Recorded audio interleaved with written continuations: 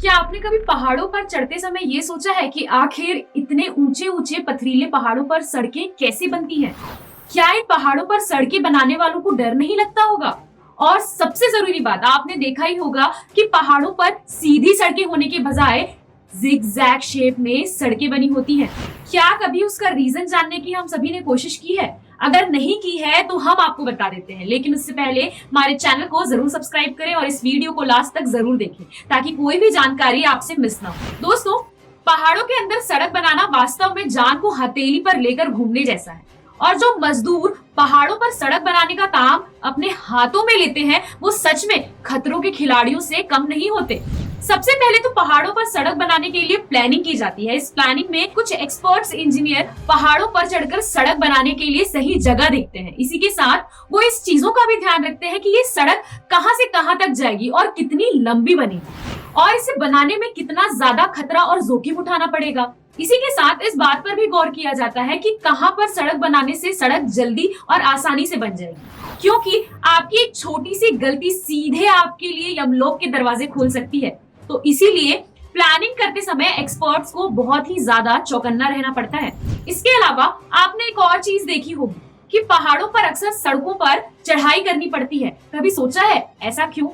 तो दोस्तों, पहाड़ों पर चढ़कर ऊपर की तरफ जाती हुई इसीलिए बनाते हैं ताकि अगर कोई भी बड़ा पत्थर टूट कर गिरे तो वो सीधा नीचे ना आए और वर्कर्स और मशीनों को कोई भी खतरा ना हो। इसी के साथ अगर कोई वाहन चलाते समय ब्रेक फेल हो जाए तो वो सीधा खाई में ना गिरे। इसके अलावा आपने देखा होगा कि पहाड़ों पर अक्सर सीधी सड़कें ना बनने के बजाय टेढ़ी मेढ़ी जिगजैग शेप में सड़कें बनी होती है। ऐसा इसीलिए होता है कि जब पहाड़ों पर भारी वजन लेकर जाया जाता है तो सीधी सीधी चढ़ाई करने में उन गाड़ियों को ज्यादा परेशानी उठानी होती है। अगर बीच में रुक रुक कर घुमावदार मोड़ों के बीच रास्ता होगा तो ये वाहन आसानी से ऊपर की तरफ जा सकेंगे। अब जब सड़क बनाने के लिए रास्ता मिल जाता है तो बारी आती है पहाड़ों की कटाई की। अब पहाड़ कोई सब्जी तरकारी तो है नहीं जो चाकू छुरी या आरे से काट दिया जाए।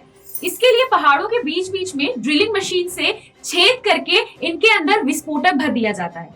इसके बाद धमाकों के साथ ये पहाड़ खुद ब खुद कटकर अलग हो जाते हैं। लेकिन इन धमाकों की वजह से जो पत्थर और मिट्टी बाहर आती है, इस मलबे की भी सफाई गाड़ियों की मदद से की जाती है, क्योंकि ये मलबा पोल्यूशन का कारण भी बन सकता है और पहाड़ों पर काम करने वाले मजदूरों के लिए भी रुकावट साबित हो सकता है।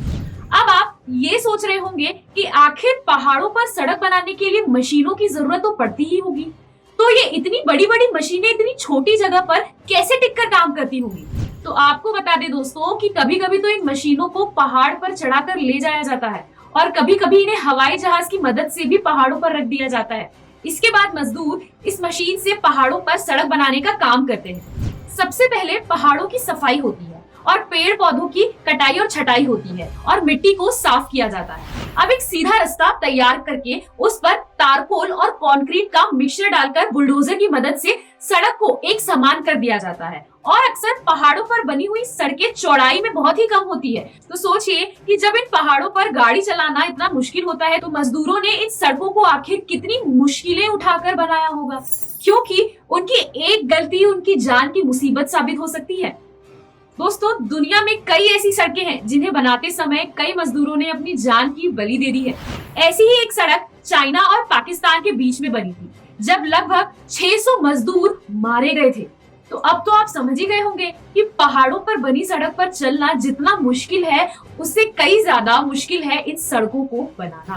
तो दोस्तों, आज की ये वीडियो आपको कैसी लगी हमें कमेंट सेक्शन पे जरूर बताइएगा। साथ ही दोस्तों, वीडियो पसंद आई हो तो लाइक कीजिएगा और इस वीडियो की जानकारी उन सभी लोगों तक जरूर शेयर कीजिएगा जिन्हें पहाड़ों में घूमने का बहुत ज्यादा शौक है। दोस्तों, इस वीडियो में दी गई सारी जानकारी हमने इंटरनेट के माध्यम से ली है, इसमें हमारा कोई भी हस्तक्षेप नहीं है। यह वीडियो केवल शैक्षिक उद्देश्य से आप सभी को जानकारी पहुंचाने के लिए बनाया गया है। वीडियो को अंत तक देखने के लिए आप सभी का धन्यवाद। तो मिलते हैं अगले वीडियो में।